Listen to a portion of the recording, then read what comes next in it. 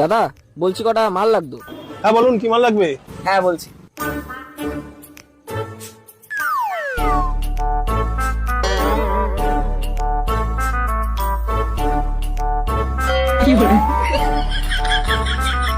দাদা একটা ওই মাখানার প্যাকেট দিন, একটা আরবিয়ান খেজুর, একটা গ্লুকন্ডি, একটা কাসন্দির বোতল, একটা আচার আর একটা ফক্সেন দিয়ে দাও। হ্যাঁ ভাই 5 মিনিট দাঁড়াও, আমি 15 মিনিটে মালটা রেডি করে দিচ্ছি।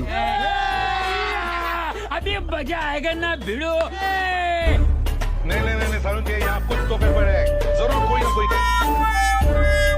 দাদা ব্যাগটা দেন, মালগুলো হয়ে গেছে। रोम रोम भाइयों, सिस्टम पार देंगे, सिस्टम पार देंगे। দাদা এই যে মালগুলো। দাদা বিলটা কত হলো? মাত্র 399 টাকা। 400 টাকা দেন, এই যে 1 টাকার ওজন। 400 টাকা তো দিচ্ছি।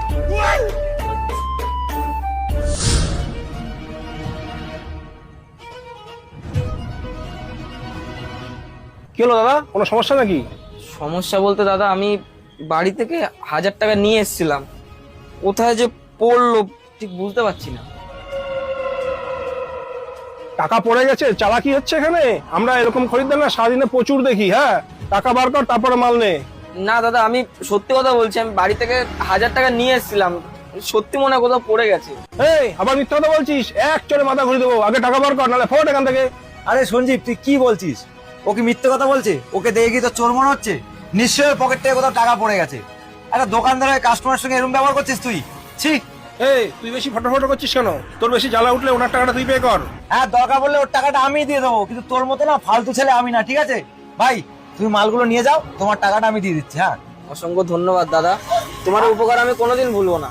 আরে আবার ধন্যবাদ জানানোর কোনো ব্যাপার আছে? তুমি মানুষ, আমিও মানুষ।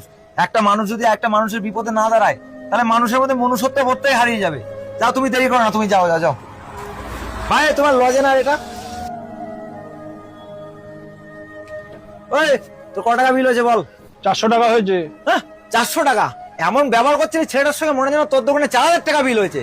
সালা ফালতু দোকানদার একটা। এনে তোর টাকা কাট। এই এটা কি নিয়ে এসছিস? তো গান্ধীজির সাথে নাতি নাতি নিয়ে এসছিস, এটা নকল নোট।